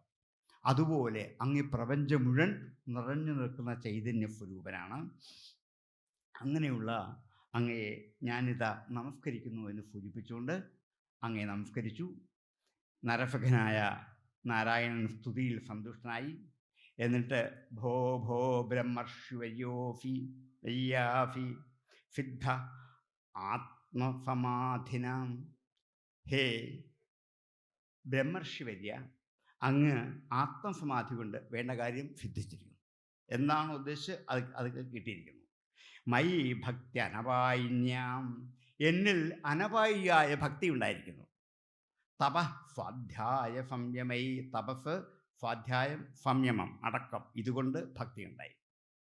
ഭക്തി ഉണ്ടായാൽ പോരാ, അനപായമായ ഭക്തി വേണം. അനപായം എന്ന് വെച്ചാലോ നശിക്കാത്ത ഭക്തി. നമ്മൾക്കതാ ഇല്ലാത്ത. നമ്മൾക്ക് ഭക്തി ഉണ്ട്, പക്ഷെ എന്തു ചെയ്യും? അത് നശിച്ചു. ഈ 10 ദിവസം നമുക്കൊക്കെ ഭക്തി ഉണ്ടായിരുന്നു. ഇനിയുമോ അടുത്ത വർഷമേ ഉള്ളൂ. അല്ലെങ്കിൽ വ്യാഴാഴ്ച എന്താണ് അമ്പലത്തിൽ പോകുമ്പോൾ, അല്ലെങ്കിൽ വെള്ളിയാഴ്ച പോകുമ്പോൾ, ഞായറാഴ്ച പോകുമ്പോൾ, അത്രേ ഉള്ളൂ. രാവിലെയും വൈകിട്ടും വീട്ടിൽ വിളക്ക് വെച്ചാൽ 10 മിനിറ്റ് നാമം ചെല്ലൽ, അപ്പോഴും അതോടെ കഴിഞ്ഞു നമ്മുടെ ഭക്തി. നോക്കൂ, ഒരു ദിവസം എത്ര സമയമാണ് ഭക്തിക്ക് വേണ്ടി? ബാക്കി സമയം മുഴുവൻ എത്ര ദുർവിചാരങ്ങളാണ്. നമുക്ക് ഭക്തി ഉണ്ടാകുന്നുണ്ട്, പക്ഷെ നമ്മുടെ ഭക്തി അപായമുള്ളതാണ്. ഇവിടെ ഈ മാർക്കണ്ഡേയ മഹർഷിയിൽ കണ്ടത് അനപായിനീ ഭക്തി, അനപായമായ ഭക്തിയാണ് ഉണ്ടാവേണ്ടത്. അതുകൊണ്ടാണ് മേൽപ്പത്തൂർ പറയും ഭക്തേഹേ ഉൽപ്പത്തി വൃദ്ധി. ഭക്തി ഉൽപ്പത്തി ഉണ്ടായാൽ പോലെ അഭിവൃദ്ധി പ്രാപിക്കണം, വളർത്തിക്കൊണ്ടിരണം. അതിനെ വളർത്തില്ല, ബാക്കി എല്ലാത്തിനെയും വളർത്തും. ഭക്തിയെ മാത്രം വളർത്തില്ല, തളർത്തും. രാവിലെ ഒരു 5 മിനിറ്റ് സമയം കിട്ടിയാൽ ഭക്തി ഉണ്ടാകും, അപ്പോൾ അതുകൂടി തളർത്തും. പിന്നെ സന്ധ്യ വരെ എത്ര വിഷയങ്ങളാണ് അതിൻ്റെ അകത്ത്. ആര് തളർന്നു പോകും? ഭക്തി തളർന്നു പോകും. അങ്ങനെ ഉണ്ടാകുന്ന ഭക്തിയെ നമ്മൾ സംരക്ഷിച്ച് എന്ത് ചെയ്യത്തില്ല? നിലനിർത്തുകയില്ല. ഇതാണ് നമ്മുടെ ഒരു പോരായ്മ. പക്ഷേ മാർക്കണ്ഡേയനിൽ കണ്ടത് അതല്ല, നിലനിർത്തുന്ന ഭക്തിയാണ്. അതുകൊണ്ട് വരം പ്രതീക്ഷ ഭദ്രം തേ വരദേശാദഭീപ്സിതം, വരം നൽകുവാൻ കെൽപ്പുള്ള ഞങ്ങളിൽ നിന്നും ഒരു വരം ചോദിച്ചോളൂ. ഞങ്ങൾ പ്രസന്നരായാൽ വരം തരും, ഞങ്ങൾ ക്ഷുഭിതരായാൽ ശപിക്കുകയും ചെയ്യും. രണ്ടും സ്വീകരിച്ചേ പറ്റും. ഒന്നീ ഞങ്ങളെ ദേഷ്യപ്പെടുത്തിയാൽ ഞങ്ങൾ എന്ത് ചെയ്യും? ശപിക്കും. അല്ല, ഞങ്ങളെ സന്തോഷിപ്പിച്ചാൽ ഞങ്ങൾ വരം തരും, അത് വാങ്ങിച്ചേ പറ്റും. അപ്പം അദ്ദേഹം പറഞ്ഞു, വരേണ ഇതാവതാലം, വരം ഇത്രയൊക്കെ മതിയല്ലോ. നോയത് ഭവാൻ സമദൃശ്യത, അങ്ങേ നേരിട്ടൊന്ന് കാണാൻ പറ്റിയില്ലല്ലോ, ഇതിക്കുള്ള വര ഇനി വേണ്ട. ജീവിതത്തിൽ ഒരിക്കലെങ്കിലും ഭഗവത് സ്വരൂപത്തെ സജീവമായി മുമ്പിൽ കാണാൻ പറ്റിയില്ലേ? മതിയല്ലോ. ഇനി എനിക്ക് എന്താണ്? ഒരു വരവും ആവശ്യമില്ല. ഇനി എനിക്കൊന്നും ചോദിക്കാനില്ല. എങ്കിലും ഈ കാഴ്ച, നിങ്ങളുടെ ഈ വരവ് തന്നെ എന്നെ ഏറ്റവും അധികം സന്തോഷിപ്പിക്കുന്നു. അതപ്പരം നാസ്തി, ഇതിക്കുള്ളിനിയൊന്നും എനിക്ക് ആവശ്യമില്ല. അല്ല, ചോദിച്ചോളൂ മഹർഷി, ഞങ്ങൾ സന്തുഷ്ടരായി, ഒരു വരം ഇഷ്ടമുള്ള വരിച്ചോളൂ. എന്നാൽ പിന്നെ ഒരു വരം ഇരിക്കട്ടെ എന്ന് കുസൃതിക്ക് വേണ്ടി ചോദിച്ച വരമാണ്. ദക്ഷ്യേമായാം യയാ അലോക സപാലോ വേദസദ്ഭിതം, അങ്ങയിൽ ഭേദമുണ്ടാക്കുന്ന ആ മായയൊന്ന് കണ്ടാൽ കൊള്ളാം. മായ മായ മായ എന്ന് കേട്ടിട്ടുണ്ട്. അങ്ങയുടെ ചിന്തയ്ക്ക് വ്യത്യസ്തതകൾ ഉണ്ടാക്കുന്നതാണ് മായ. പലതും പലതായിട്ട് തോന്നുന്നത് എന്തുകൊണ്ടാണ്? മായ കൊണ്ടാണ്. നമുക്കങ്ങനെ തോന്നിക്കത്തുള്ളൂ. മനുഷ്യനെ കണ്ട മനുഷ്യൻ, സ്ത്രീയെ കണ്ട സ്ത്രീ, പുരുഷനെ കണ്ട പുരുഷൻ, പശുവിനെ കണ്ട പശു, ആടിനെ കണ്ട ആട്. ഇതെല്ലാം ഒന്നാണ് നമുക്ക് തോന്നിക്കുമോ? ഇല്ല. ഇതിലൊക്കെയുള്ള ആത്മചൈതന്യം എന്താണ്? ഒന്നാണ്. പക്ഷെ അങ്ങനെ നമുക്ക് തോന്നിക്കത്തില്ല. എന്തുകൊണ്ടാണ്? മായ കൊണ്ടാണ്. അപ്പം ഇങ്ങനെ ഒരേ വസ്തുവിനെ തന്നെ പലതായി തോന്നിപ്പിക്കുന്ന അങ്ങയുടെ മായാസ്വരൂപത്തെ ഒന്ന് കണ്ടാൽ കൊള്ളാം, ഇത്ര മാത്രമേ ഉള്ളൂ ഒരു ആഗ്രഹം. അത് വരമല്ല, ഒരാഗ്രഹമാണ്, അത്രേ ഉള്ളൂ എന്ന് ഋഷി. കാരണം ഇത്രയും കാലം തപസ് ചെയ്ത് ഋഷിക്ക് മായ കാണാൻ പറ്റിയിട്ടില്ല. കാരണം എല്ലാം ഭഗവാനായിട്ട് മാത്രമേ കാണാൻ പറ്റുന്നുള്ളൂ. പക്ഷേ ഈ ഭൂമിയിൽ താൻ ഒരു ഋഷിയായി ജീവിക്കുന്നിടത്തോളം കാലവും മായ ഒന്ന് കണ്ടാൽ കൊള്ളാം എന്ന് മാത്രം. ശരി, ആയിക്കോട്ടെ. തഥേതി ഫസ്മയൻ പ്രാഗാത് ബദര്യാശ്രമം ഈശ്വര, അങ്ങനെ ആയിക്കോട്ടെ എന്ന് അനുഗ്രഹിച്ച് നരനാരായണന്മാർ ബദരി ആശ്രമത്തിലേക്ക് തിരിച്ചുപോയി. മാർക്കണ്ഡേയൻ ഭഗവത് സ്മരണയുടെ തൻ്റെ ആശ്രമത്തിൽ അങ്ങനെ അവിടെ കഴിഞ്ഞുകൂടി. ഒരിക്കൽ പുഷ്പഭദ്രയുടെ തീരത്ത് സന്ധ്യായാം വായുരഭൂൻ മഹാൻ സന്ധ്യയായപ്പോൾ ഒരു ചെറിയ കാറ്റ്, കുറച്ച് കഴിഞ്ഞപ്പോൾ കാറ്റ് കൂടി വന്നിട്ടൊരു കൊടുങ്കാറ്റ് പോലായി. തന്നെ പോലും അടിച്ചെടുത്തുകൊണ്ട് പോകുന്നു, ആശ്രമം പോലും അടിച്ചെടുത്തുകൊണ്ട് പോകുന്നു. ഇതെന്തൊരു കഷ്ടമാണ്, ഇങ്ങനെ കാറ്റ് കൂടി വരുന്നത്. അല്പസമയം കണ്ട കൂടി കൊടുങ്കാറ്റായി. തൊട്ടു പുറകെ കുറേ മേഘങ്ങൾ മാത്രമല്ല, തുമ്പിക്കൈ വണ്ണത്തിൽ മഴ പിടിച്ചുകൊണ്ട് മേഘം. ഒരു തുള്ളി വെള്ളത്തിനകത്ത് നമുക്ക് കണക്കെടുക്കാനാവാത്ത പോലെ വെള്ളമാണ് ഒരു തുള്ളിയിൽ. ഇങ്ങനെ ധാരാളം ഭയങ്കര മഴ. അതിൻ്റെ പുറകെ എന്താണ്, ഈ മഴ കൂടി ഇങ്ങോട്ട് വന്നപ്പോൾ ആശ്രമം നിൽക്കുന്നതിൻ്റെ പറമ്പും വഴിയും റോഡും ഒക്കെ മുങ്ങി പെതുക്കെ വന്ന് ആശ്രമം മുക്കി. ആശ്രമം ഇല്ലാണ്ടായി. നിലയില്ലാത്ത വെള്ളത്തിൽ താൻ ചെയ്തു നീന്തി തുടിക്കാൻ തുടങ്ങി. ആശ്രമമില്ലെന്ന് മാത്രമല്ല, ഈ ഭൂലോകത്തിൻ്റെ പകുതി ഭാഗത്തോളം മുങ്ങി, ഭൂമി മുഴുവനും മുങ്ങി. ഇനി മുങ്ങാനുള്ളതാണ് ആകാശം, അത് മുക്കി. സൂര്യൻ, ചന്ദ്രൻ, നക്ഷത്രങ്ങൾ, ഇവരൊക്കെ സഞ്ചരിക്കുന്ന ഖഗോളങ്ങൾ, അന്തരീക്ഷങ്ങൾ, ഭൂമി, 3 ലോകത്തെയും എന്ത് ചെയ്തു? നിമിഷ നേരത്തെ മഴ കൊണ്ട് മുങ്ങി. ഒന്നും കാണാൻ മേല, താൻ മാത്രം അവശേഷിക്കുന്നുണ്ട്. ഭയങ്കരമായ തിരമാലകൾ മാത്രം കാണാം. സമുദ്രം, ഭൂമി ഒന്നായി. അപ്പോൾ സമുദ്രത്തിൽ നിന്ന് അകത്തോട്ട് കയറി വരുന്ന തിരമാലകൾ മാത്രം കാണാം. ഭൂമിയില്ല, പർവ്വതങ്ങളില്ല, 3 ലോകങ്ങളും മുങ്ങി, ഒന്നുമില്ലാതായി. മാർക്കണ്ഡേയൻ മാത്രം, ഒരാൾ മാത്രം അവശേഷിച്ചു. കുറേ ദിവസങ്ങളായി. വിശന്നിട്ട് സഹിക്കാൻ മേല, ദാഹിച്ചിട്ട് അനങ്ങാൻ മേല. ഈ വെള്ളം കുടിക്കാൻ പറ്റുമോ? ഇല്ലല്ലോ. കാരണം വെള്ളപ്പൊക്കത്തിലെ വെള്ളമല്ലേ, വെള്ളം കുടിക്കാൻ പറ്റുന്നില്ല, വിശക്കുന്നു. പിന്നെന്താണ്, നീന്തി പോകുമ്പോൾ ഒരു വലിയ ഫ്രാവിനെ പോലെയുള്ള മത്സ്യങ്ങൾ കാലിൽ കയറി കൊത്തിയിട്ട് പോകും. എന്തൊരു വേദന! ഇത്തിരി സമയത്തേക്കാണെങ്കിലും സഹിക്കാനാവാത്ത വേദന. അതുകൂടാതെ എന്താണ്, കൊടുങ്കാറ്റ്. ഇവിടെ നിൽക്കുന്ന മാർക്കണ്ഡേയ മഹർഷി 2 സെക്കൻഡ് കൊണ്ട് അപ്പുറത്ത് പോകും. അത്ര കൊടുങ്കാറ്റാണ്. അപ്പോൾ തന്നെ അടിച്ചമർത്തി മറ്റു ദിക്കിലേക്ക് കൊണ്ടുപോവുകയാണ്. ചുഴലിക്കാറ്റുകൾ, ജലജന്തുക്കളിൽ നിന്ന് ഇടയ്ക്കിടയ്ക്കുണ്ടാകുന്ന ഈ കടികൾ, ദംശങ്ങൾ, ദുഃഖമായി, മോഹമായി, പരിതാപമായി, സങ്കടമായി, ഭയമായി, ഉപദ്രവമായി, ഇത്ര ഒന്നിച്ച് അനുഭവിക്കുക. നോക്കൂ, ദുഃഖമുണ്ടായി, കഷ്ടം. ഞാൻ മാത്രമേ ഉള്ളൂ. ആരോടാ ഇത്? വെള്ളപ്പൊക്കം വരുമ്പോൾ ആരെങ്കിലുമൊക്കെ ഒന്ന് വിളിച്ചു പോയിക്കൊണ്ട്, ആരുമില്ല, ഒന്നുമില്ല. ഇത് മാത്രമേ ഉള്ളൂ. അതിനെന്ത് ചെയ്തു? മോഹിച്ചു പോയി അതിൻ്റെ അകത്ത്. ഇനിയും തിരിച്ചു കയറാൻ മേലാത്തവരായിട്ട്. പരിതാപം, സങ്കടം, അറിയാതെ കണ്ണീര് വീട് കരയുക, ഭയം, പേടിയ. ചുറ്റും നോക്കുമ്പോൾ ഭയം മാത്രമേ ഉള്ളൂ. അതുകൂടാതെ താഴെ നിന്ന് വരുന്ന ജലജന്തുക്കളുടെ ഉപദ്രവം, ഇതും കൂടി ആയിക്കഴിഞ്ഞപ്പോൾ ഇതിൻ്റെ ഇടയ്ക്ക് ചിലപ്പോൾ ഒരു നിമിഷം ഒരു സുഖം കിട്ടും. കാരണം എന്താണ്, കാറ്റൊന്ന് നിലയ്ക്കുമ്പോൾ ഹാവൂ അവിടെ ഒന്ന് നിൽക്കാമല്ലോ എന്ന് വിചാരിക്കും. ഇത്രയൊക്കെ അനുഭവിച്ചുകൊണ്ടിരിക്കുകയാണ്. ഇതെല്ലാം അനുഭവിച്ചുകൊണ്ട് 1-3 ദിവസമല്ല, പിന്നെ എന്താണ്, 10,000 വർഷങ്ങളോളം മഹർഷി എന്ത് ചെയ്തു? ഈ വെള്ളത്തിൽ ചുറ്റിക്കറങ്ങി അലഞ്ഞു തിരിഞ്ഞു. ഫകദാജദ്ഭ്രമം തസ്മിൻ പൃഥിവ്യാ കകുതി. ഒരു ദിവസം ഭൂമിയുടെ ഈശാന കോണിലായിട്ട്, കകുത്ത് എന്ന് പറയുന്ന ഈശാന കോണിലേക്ക് നോക്കുമ്പോൾ ന്യഗ്രോധ പോതം ദദൃശേ, ഒരു ചെറിയ കുഞ്ഞ് ആൽമരം കണ്ടു. ന്യഗ്രോധ പോതം, പോതം എന്ന കുട്ടിയെന്ന്, ഒരു ചെറിയ ആൽമരത്തെ കണ്ടു. ഫലപല്ലവശോഭിതം, പക്ഷേ അതിൻ്റെ അകത്ത് നിറച്ചു പൂവും കായ്കളൊക്കെ ഉണ്ട്. ഇലകളുണ്ട്, തളിരില്ല, പൂവോ കായോ എല്ലാം കൊണ്ട് വളരെ സുന്ദരമായി. അതിൻ്റെ താഴേക്ക് നോക്കുമ്പോൾ ആ വെള്ളത്തിൽ അതിമനോഹരമായി തിളങ്ങുന്ന ഒരു കൊച്ചു കുട്ടി ഒരു ആലിലയിൽ ഇങ്ങനെ കിടന്ന് നീന്തി പോകുന്നു. ആ കുട്ടിയിൽ നിന്നും ഇങ്ങോട്ട് പ്രവഹിക്കുന്ന അതിഭയങ്കരമായ പ്രകാശം കൊണ്ട് മഹർഷിക്ക് ഇത് മാത്രമേ കാണാൻ പറ്റൂ, വേറൊന്നും കാണാൻ പറ്റില്ല. വെള്ളമാണോ കടലാണോ ഒന്നും കാണാൻ പറ്റില്ല. ഈ ഒരു വലിയ പ്രകാശം മാത്രം. മരതകവർണ്ണത്തിൻ്റെ, നീലവർണ്ണത്തിലുള്ള നീലശോഭയുടെ പ്രകാശം. ആ പ്രകാശം കൊണ്ട് കണ്ണ് ചിമ്മി കാണാണ്ടായി.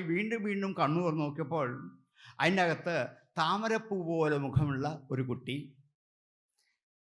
ശംഖു പോലെയുള്ള കഴുത്ത്, നീണ്ട മൂക്ക്, സുന്ദരമായ പുരികക്കൊടികൾ, അതിങ്ങനെ ഇളകിക്കൊണ്ടിരിക്കുന്നു. അതുപോലെ സ്വന്തം ശ്വാസഗതിയിൽ ഇടയ്ക്കിടയ്ക്ക് പറന്നു പോകുന്ന കുറുനിരകൾ, 2 വശത്തേക്ക് നീണ്ടു കിടക്കുന്ന മുടി, അതിങ്ങനെ സ്വന്തം ഉച്ഛ്വാസമായിക്കൊണ്ട് ഇടയ്ക്കിടയ്ക്ക് പറന്നു പോകുന്നു. അതിമനോഹരമായി ചുവന്നു തൊടുത്ത തൊണ്ടിപ്പഴം പോലെയുള്ള ചുണ്ട്, ആ ചുണ്ടിൽ കൂടി പുറത്തേക്ക് ഒഴുകുന്ന മന്ദഹാസം, പുഞ്ചിരി, ഹാവൂ എന്തൊരാനന്ദം തരുന്ന നോട്ടം. അതുപോലെ വളരെ നേർത്ത വളരെ കൃശമായ വയറ്. ഇങ്ങനെ ഒരു സുകുമാര ബാലൻ അതിനകത്ത് ഇങ്ങനെ കണ്ടു. ഹാവൂ സന്തോഷം, ഒരാളെ കണ്ടല്ലോ. ഈ ഇരുട്ടിൽ ഇങ്ങനെ ഈ കാറ്റത്ത് തപ്പിത്തടഞ്ഞ് നടക്കുമ്പോൾ ആരെങ്കിലും ആയിട്ട് ഒരു കൊച്ചു കുഞ്ഞിനെ വളരെ ദൂരെയായിട്ട് കണ്ടല്ലോ. ഉന്നീയ മുഖേ നിധായ വിപ്രേന്ദ്രോ ധയന്തം വീക്ഷ്യ വിസ്മിതം എന്ന് മാത്രമല്ല, ഉന്നീയ ചരണാംബുജം, ആ കുഞ്ഞ് തൻ്റെ രണ്ട് കാലിൽ ഒരു കാല് തൻ്റെ കൈകൊണ്ട് പൊക്കിയെടുത്തിട്ട് മുഖത്തോട് ചേർത്ത് ഇങ്ങനെ കുടിച്ചുകൊണ്ടിരിക്കുന്നു. കരാരവിന്ദേന പദാരവിന്ദം മുഖാരവിന്ദേ വിനിവേശയന്തം നമ്മൾ സ്തുതിക്കാറുള്ളതാണ്. വടസ്യ പത്രസ്യ പുടേശയാനം ബാലം മുകുന്ദം മനസസ്മരാമി. അങ്ങനെ ഒരു കൊച്ചു കുഞ്ഞിനെയാണ് കണ്ടത്. ഹാവു സന്തോഷമായി. ആ ദർശനം കൊണ്ട് മുനിയുടെ ക്ഷീണമൊക്കെ മാറി, വിഷമമൊക്കെ മാറി, ക്ഷീണമൊക്കെ മാറി. ഇനി അടുത്തേക്ക് ചെല്ലാം. നീന്തി ഓടി അടുത്തേക്ക് നിന്ന് എന്തോ ഒന്ന് ചോദിക്കണം എന്ന് വിചാരിച്ച് അടുത്തേക്ക് നിന്ന് ചോദിക്കാൻ വേണ്ടി അടുത്തേക്ക് നിന്നപ്പോൾ ആ ശിശുവിൻ്റെ ശ്വാസവായുവിൽ താൻ അകത്ത് കയറിപ്പോയി. ആ കുഞ്ഞൊന്ന് ഹാവൂന്ന് അകത്തേക്കൊന്ന് ശ്വസിച്ചപ്പോൾ ഈ മഹർഷി എന്ത് ചെയ്തു? അകത്തായി. ഇനി വേറെ ലോകം. അകത്ത് കയറി ഇരിച്ചപ്പോൾ പിന്നെ കാണുന്നത് മറ്റൊരു ലോകം. ഭൂലോകങ്ങൾ, നക്ഷത്രങ്ങൾ, ചന്ദ്രൻ, സൂര്യൻ, അന്തരീക്ഷം, ഇടിമിന്നൽ കൊള്ളിയാൻ. പിന്നെ ഭൂമി, അതിൽ ഹിമാലയം, ഹിമാലയത്തിന് താഴ്വര, പുഷ്പഭദ്ര നദി, അതിൻ്റെ തീരത്ത് തൻ്റെ ആശ്രമം, താൻ ആശ്രമത്തിലിരിക്കുന്നു. ഇതെല്ലാം കണ്ടു. പണ്ട് യശോദ കുഞ്ഞിൻ്റെ ശ്രീകൃഷ്ണ ഭഗവാന്റെ വായിൽ 14 ലോകവും കണ്ടതുപോലെ ഈ ലോകങ്ങൾ മുഴുവനും എന്ത് ചെയ്തു? അവിടെ അങ്ങനെ കണ്ടു. അങ്ങനെ കണ്ടു കഴിഞ്ഞപ്പോൾ ആ ശിശുവിൻ്റെ ശ്വാസത്തിലൂടെ അകത്ത് കടന്ന് പ്രളയത്തിന് മുമ്പുണ്ടായിരുന്ന ലോകത്തിൻ്റെ ഗതി എന്തോ അത് കണ്ടു മോഹിച്ചു. അവിടെ സ്വർഗം കണ്ടു, ഭൂമി കണ്ടു, പാതാളം കണ്ടു. ഇതെല്ലാം കണ്ട് അല്പസമയം കഴിഞ്ഞപ്പോൾ ആ കുട്ടി പുറത്തേക്കൊന്ന് ഉച്ഛ്വസിച്ചപ്പോൾ താൻ പിന്നെ പുറത്തായി. അകത്തോട്ട് ശ്വസിച്ചപ്പോൾ അകത്ത് കയറിയപ്പോൾ ഇതെല്ലാം കണ്ടേ. അവിടുന്ന് പുറത്തേക്ക് വന്നപ്പോൾ പഴയ പോലെ വലിയ വെള്ളപ്പൊക്കം മാത്രം. അതിൻ്റെ അകത്ത് താൻ അങ്ങ് നിൽക്കുന്നു. ആ പ്രളയ സമുദ്രത്തിൽ വീണ്ടും ആ സ്വരൂപം, ആ കണ്ട ആ ശിശു ഇപ്പം ഇങ്ങോട്ട് വരുന്നു തോന്നി. മുമ്പേ താൻ അങ്ങോട്ടില്ലായിരുന്നു. അടുത്തേക്ക് ഓളപ്പരപ്പിൽ ഓളം വെട്ടി മുമ്പോട്ട് ഹാവു സന്തോഷമായി അടുത്തേക്ക് വരുന്നല്ലോ. 2 കൈയും നീട്ടി അദ്ദേഹം ചെന്നു. ഒന്ന് തൊട്ട കൊള്ളാം ഈ കുഞ്ഞിനെ എന്ന് വിചാരിച്ച് തൊട്ട് വാരിയെടുത്ത് ആലിംഗനം ചെയ്തത് പുണർന്നാൽ കൊള്ളാം എന്ന് വിചാരിച്ച് ഓടി അടുത്തേക്ക് ചെല്ലുമ്പോൾ ഒന്ന് തൊടാൻ പോലും പറ്റിയില്ല. താവത് ഭഗവാൻ സാക്ഷാത് യോഗാധീശോ ഗുഹാശയാം അന്തർദധേ ഋഷേ സദ്യോ യഥേഹാനീശ നിർമ്മിതാം. തൊടാൻ ചെന്നപ്പം ആളില്ല, ശിശുവില്ല, വെള്ളമില്ല, വെള്ളപ്പൊക്കമില്ല, സമുദ്രമില്ല. കണ്ണൂർ നോക്കുമ്പോൾ താൻ പഴയ പോലെ ആശ്രമത്തിരിക്കുന്നു. ഇപ്പം ഇത്രയും ഈ കണ്ടതൊക്കെയോ ഇതൊക്കെ ഞാൻ അനുഭവിച്ചതല്ലേ? അതെ, ഇതൊക്കെ കണ്ണെ അനുഭവിച്ചതാണ്. പക്ഷെ ഇന്നിപ്പോൾ കാണാനില്ല. താവത്സ ഭഗവാൻ സാക്ഷാത് യോഗാധീശൻ ഗുഹാശയനായ ഭഗവാൻ അന്തർദധേ, ഭഗവാൻ അന്തർധാനം ചെയ്തു. ഋഷേഹേ സദ്യോ യഥേഹാനീശമിതാം. ഈശ്വരാനുകൂല്യമില്ലാത്ത ഇച്ഛകളൊക്കെ നിഷ്ഫലമായി തീരുന്നത് പോലെ അല്ലേ? ഇത് കാണണം, എടുക്കണം, തുറക്കണം എന്നൊക്കെ വിചാരിച്ചാണ്. പക്ഷേ എന്ത് ചെയ്യണം? ഈശ്വരൻ്റെ ഇച്ഛയില്ലെങ്കിൽ ഒന്നും നടക്കില്ല. ഇത് മനസ്സിലായിക്കൊള്ളുന്നവർ. മനുഷ്യ ജീവിതത്തിൽ അങ്ങനെയാണ്. നമ്മൾ വിചാരിക്കുന്നൊന്നുമല്ല നടക്കുന്നത്. പിന്നെ ആരാണ്? ഈശ്വരേച്ഛയുണ്ടെങ്കിൽ അത് നടക്കും. അല്ലാത്ത ഒരു കാര്യവും നടക്കില്ല. എത്ര പ്ലാൻ ചെയ്യുന്നുണ്ട് രാവിലെ അവൻ വൈകുന്നേരം വരെ? എന്തെങ്കിലും നടക്കുമോ? നടക്കുന്നത് ആര് നിശ്ചയിക്കുന്നതാണ്? ഈശ്വരൻ നിശ്ചയിക്കുന്നതാണ് എന്ന് ആർക്ക് മനസ്സിലായി? ഋഷിക്ക് മനസ്സിലായി. ഈശ്വരേച്ഛയില്ലാതെ ഞാൻ സ്വയം എന്ത് വേണമെന്ന് ആഗ്രഹിച്ചാലും നടക്കില്ല എന്ന് മനസ്സിലായി. അങ്ങനെ ആ ശിശു അവിടെ നിന്ന് മറഞ്ഞു. ഫലിലം ലോകസംപ്ലവ തിരോധായി, ലോകസംപ്ലവമായ ഈ ഫലിലം മുഴുവൻ അവിടെ തിരോഭവിച്ചു. ക്ഷണാദസ്യശ്രമേ പൂർവവത് സ്ഥിത, ഉടനെ തന്നെ പഴയ ആശ്രമത്തിൽ താൻ അങ്ങനെ തന്നെ ഇരിക്കുന്നു. ഇങ്ങനെ ചോദിച്ച വരമായിട്ട് കൊടുത്തില്ല, മായ കാണിച്ചു കൊടുത്തു. ഇത്രയും അനുഭവിച്ചതിൻ്റെ പേരാണ് മായ. സത്യമാണോ? പക്ഷെ കണ്ട അത്രയും സമയം സത്യമല്ലായിരുന്നോ? ഇല്ലേ? പേടിച്ചു, നിലവിളിച്ചു, മീൻ വന്ന് കാലിൽ കൊത്തി. ഇതൊക്കെ നമ്മൾ സ്വപ്നത്തിൽ കാണാറില്ലേ? അല്ലേ? സ്വപ്നത്തിൽ നമ്മൾ വെള്ളപ്പൊക്കത്തിൽ ഇങ്ങനെ നീന്തി പോകുന്നു, അല്ലേ? എന്തൊക്കെ ദുഷ്ടമൃഗങ്ങളോ നമ്മളെ ഉപദ്രവിക്കുന്നു, കടിക്കുന്നു, ഉറക്കെ വിളിച്ചെറിയുന്നു, കാലിൽ കൂടി ചോര ഒഴുകുന്നു, ഇതൊക്കെ കാണും. കുറച്ച് കഴിഞ്ഞ് ഉണർന്നു നോക്കുമ്പോൾ കട്ടിലേലാണ്, വെള്ളമില്ല, ഒന്നുമില്ല, ചോരയില്ല. കാലിൽ ചോരയുണ്ടെന്ന് അപ്പം നോക്കിയാൽ ചോരയില്ല, ആരും കടിച്ചിട്ടുമില്ല. പിന്നെ ഈ കണ്ടതോ ഇതാണ് മായ എന്ന് യഥാർത്ഥമായ മായയുടെ സ്വരൂപത്തെ എന്ത് ചെയ്തു? അവിടെ കാണിച്ചു കൊടുത്തു. ഇതൊന്നും സത്യമല്ല, സത്യമാണെന്ന തോന്നലാണ്. ഇതുപോലെയാണ് സംസാര സമുദ്രത്തിൽ നമ്മളിപ്പോൾ. ഇതൊന്ന് ബോധ്യപ്പെടുത്താനാണ് ഇവിടെ ആശ്രയം. ആരെയുള്ളൂ? ഭഗവാൻ മാത്രം. ഭഗവാനെ മാത്രം ആശ്രയിച്ചാൽ ഈ മായയെ അതിക്രമിക്കാൻ പറ്റും. സ്വപ്നം പോലെയാണ്. സ്വപ്നത്തിൽ നമ്മൾ രണ്ടാകും. സ്വപ്നം കാണുന്ന ഞാൻ, സ്വപ്നം അനുഭവിക്കുന്ന ഞാൻ, ഇങ്ങനെ രണ്ടാകും. രണ്ടുപേരും ഒന്ന് തന്നെയാണ്.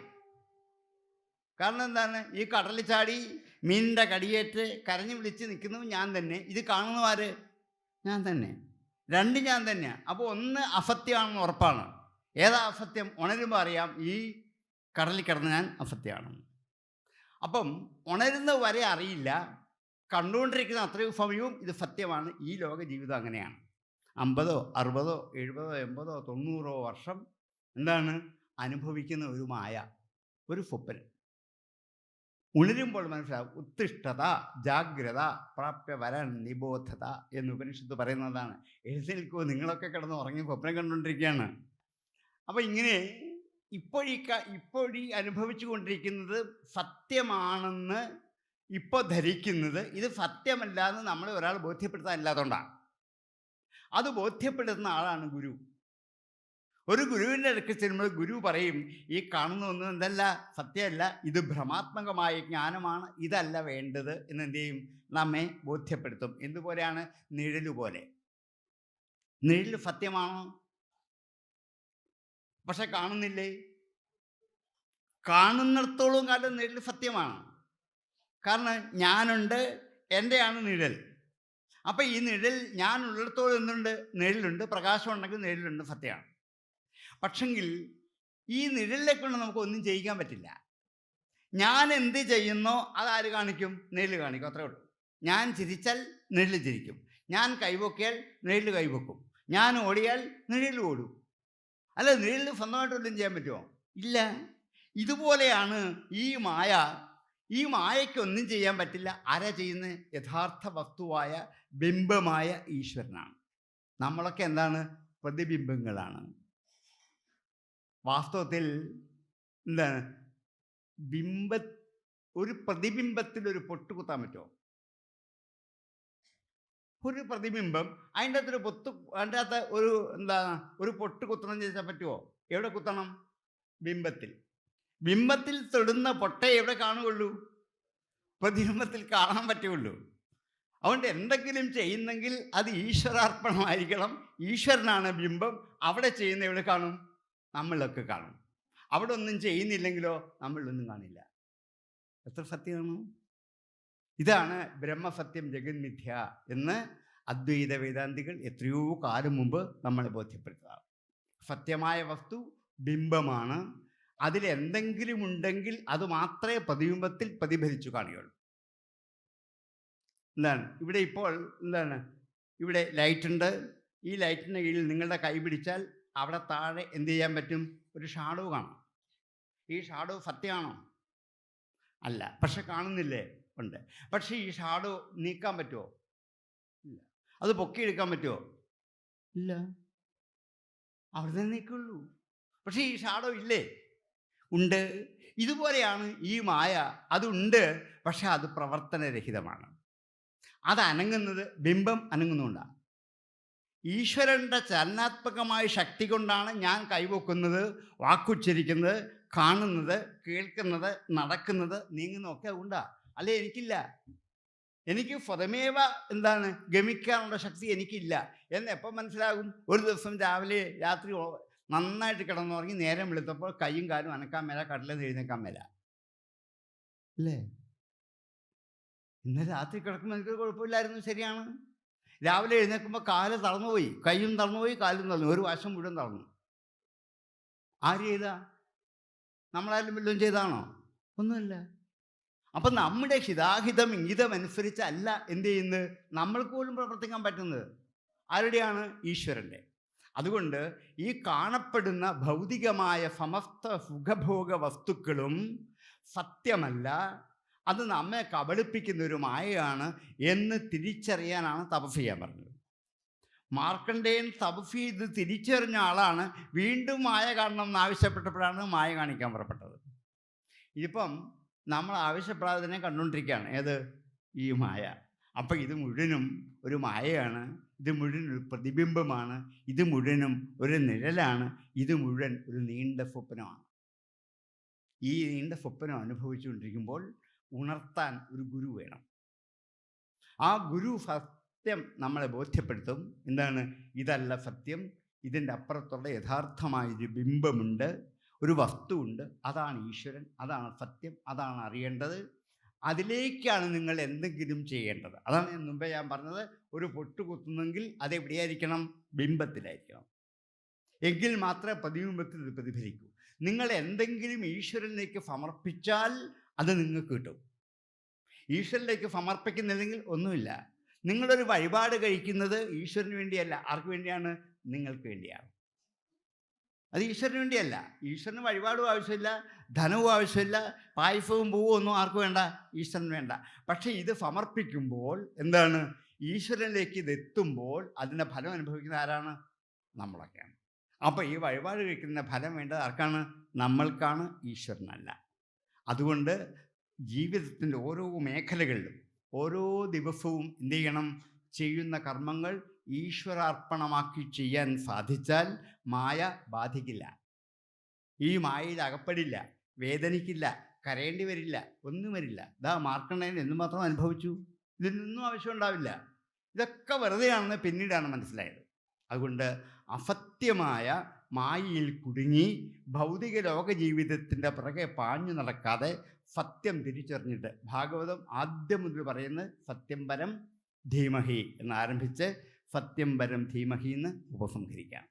ഈ പരമമായ സത്യത്തെയാണ് കണ്ടുപിടിക്കേണ്ടത്, അതിനെയാണ് ആരാധിക്കേണ്ടത്. അതിൽ ആരാധിച്ചാൽ നിങ്ങൾക്ക് വേണ്ടതൊക്കെ ജീവിതത്തിൽ ഈശ്വരൻ തന്നെ വരുത്തിത്തരും.